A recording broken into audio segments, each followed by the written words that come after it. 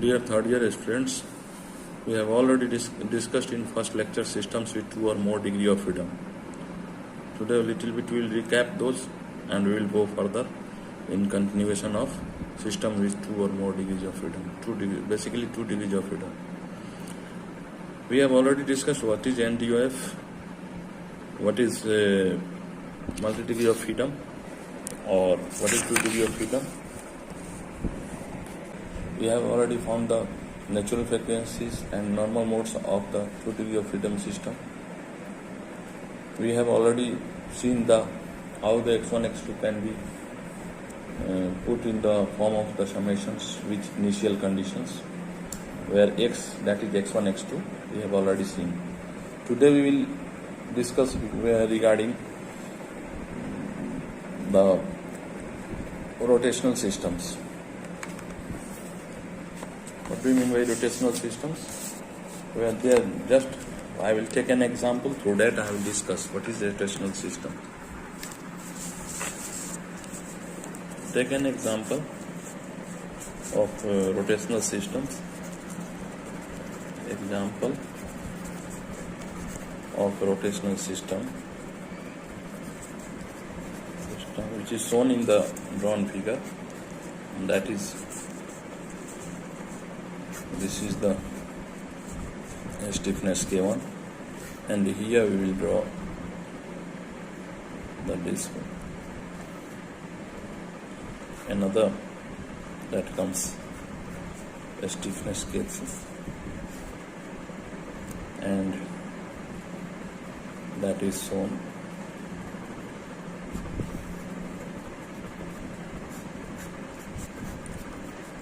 K3.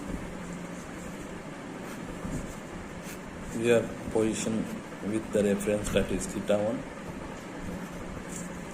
and position at any time with the initial references, or we can so say at any time, that is θ2, or we can, in another sense we can say so, θ1, that is the displacement, or that is the with the coordinates θ1, θ2 can be measured from the initial references.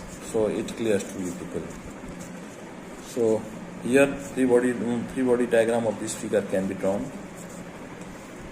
and I will get it in such a form. The free body diagram, that will be K1 θ1, and here this one is, we can take this one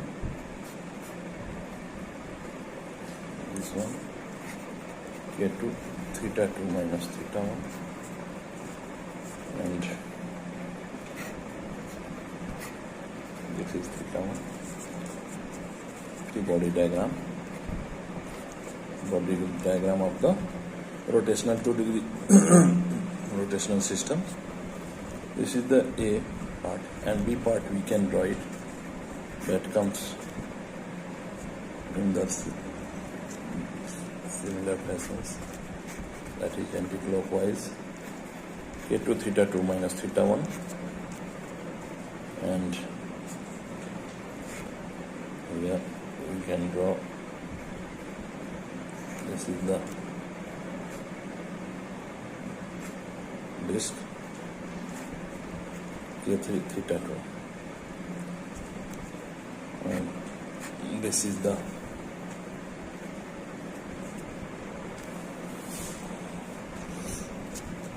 position of the disk at any time, that is θ2. So from here, equation of motions for, here you have already seen. This is, again I will repeat it, this is the rotational system's 2 degree of freedom. Here that is the positioning θ1 of this, that is the positioning, it is shown θ1 with at any time, and this one for this, that is θ2 at any time. Free body of diagram it is drawn, and here you have seen that it K1 θ1, all those things. Based on that we can provide the equations of motions, and the torque equations also we can say so, torque equations. So here that one is, we can write mass moment of inertia, or that is represented with R1, R2, whatever. So here we can write an equations of motions I1 theta 1 double dot minus K1 theta 1 plus K2 theta 2 minus theta 1. And another one we can write I2, second equation is I2 theta 2 double dot minus K2 theta 2 minus theta 1 minus K3 theta 2. So this is the equations of motions, and using these equations of motions we can find out natural frequency as it is discussed in the lecture first, and also normal modes. So please find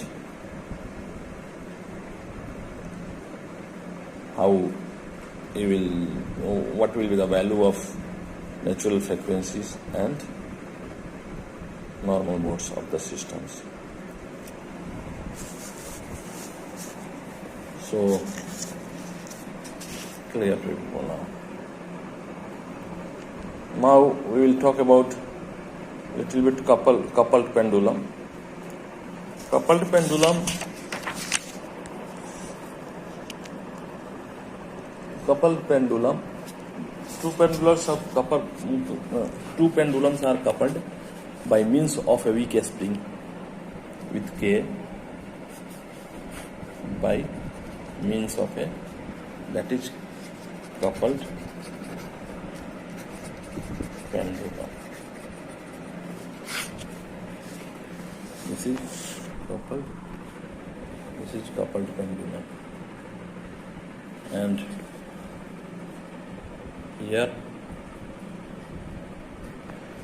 I will write it. This is the M, and it is with the spring stiffness. That is the M,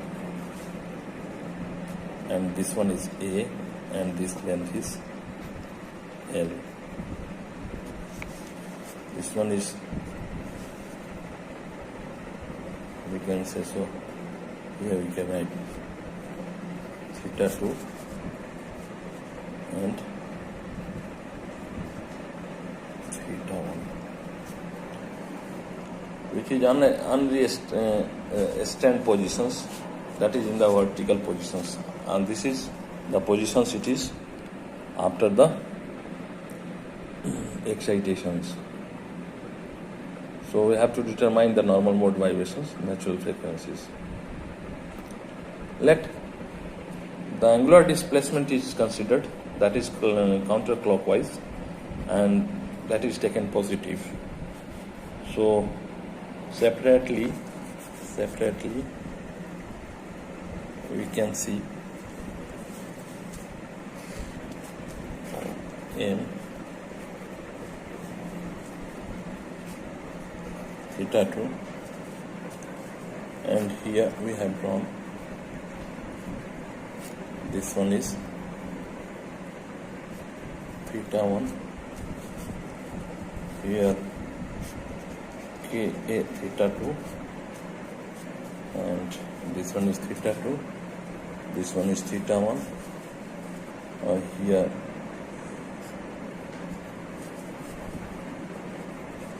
K A theta 1 minus theta 2. So, and we got it. Here also we can write K A theta 1 minus theta 2. So this is the free body diagram of this figure. It is already shown, and based on this free body diagram we can take this is for the small oscillations, and we can write ml square theta 1 double dot 2, that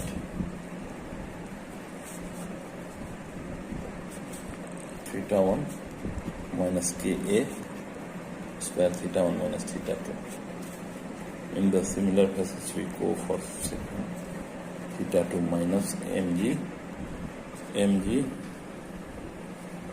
L theta 2 plus Ka square theta 1 minus theta 2. Taking moments about this, about the suspensions, and we will get these equations.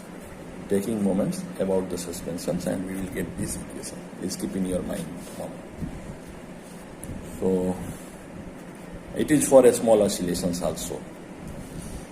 So we can put these two equations in the form of a matrix, and here we can write ml square 1 0 0 1 theta 1 double dot and theta 1 double dot and theta 2 double dot plus Ka square plus mg L minus Ka square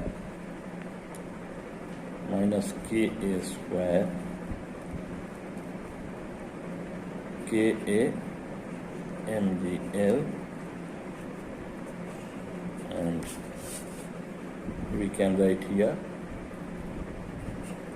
theta 1 theta 2 is equal to 0. So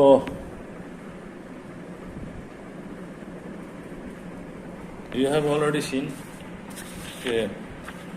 about coupled pendulum, how the equation of how the equations for the above systems can be written, and we have to taking a moment about its suspensions. We will write the first equations and similar for the second equations. So here you have seen each equations are theta 1 and theta 2, or we can say so that is coupled equations. Both there is both coordinates are available over there, so that is coupled equations. And theta 1 and theta 2 are positioning of the disk or angular displacements. We can say so, not angular displacements of at any time theta 1 and theta 2 for this pendulum. Okay, so from here it clears to people, as for normal mode of solutions it is known to us that it can be theta 1 and theta 2 can be harmonic, and that is taken theta 1 is equal to theta 2 is equal to A1 cos omega t or sin omega t, whatever you can write, and you will get it. There is only difference in the phase. So using this, so this is the two pendulum. Here again I am repeating the same. This is the coupled pendulum. Here there are two pendulums are connected with the springs K, and here the displacement is theta 2, theta 1, and free body diagram of this part it is shown over here, that is mg, or we can write in this form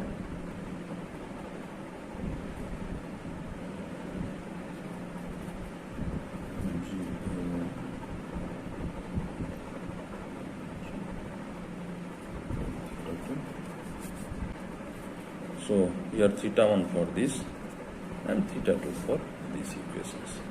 So from here it clears to people how that can how we will get it. So already we have derived this and we will got it. After this, you know how you can find out the natural frequencies of this, and how the as in the same procedure it is adopted as it is mentioned in the lecture first. Natural frequency and normal load can be calculated. So what you will find after taking these two determinants, and we can get the characteristics equations, and you will get the values of omega 1, and here omega 1 comes, omega 1 is equal to under root g by L, small l, and omega 2 is equal to under root g by L plus 2k by m a square l square. They are normal modes, corresponding to the first natural frequency, that comes 1. And here normal modes corresponding to the second natural frequency. Here normal modes of the compound pendulum or coupled pendulum systems corresponding to the first natural frequency, that one. Or here we can say so, normal mode or shapes, we can say so. Natural frequency is normal mode shapes or amplitude ratio. Here we can say so, A1 by A2 amplitude ratio corresponding to the second natural frequency, that comes 1 minus 1. So in the first, it clears to you people what in the first, the two pendulums move in phase and the springs remains unstretched.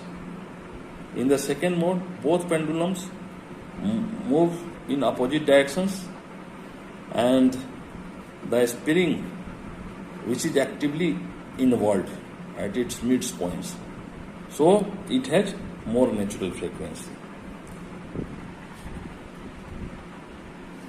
So I think so then it clears to you people coupled pendulum how we can find out natural frequency of this. We will assemble these tools, we will get the differential matrix, and these value, after putting these values we will get it, the matrix, and you can solve that determinants from the and you will get the characteristic equations as it is discussed in the lecture first. We have discussed already coupled pendulum. We derived the equation of motions of coupled pendulum. We also found natural frequencies and normal modes of the coupled pendulum. Thank you.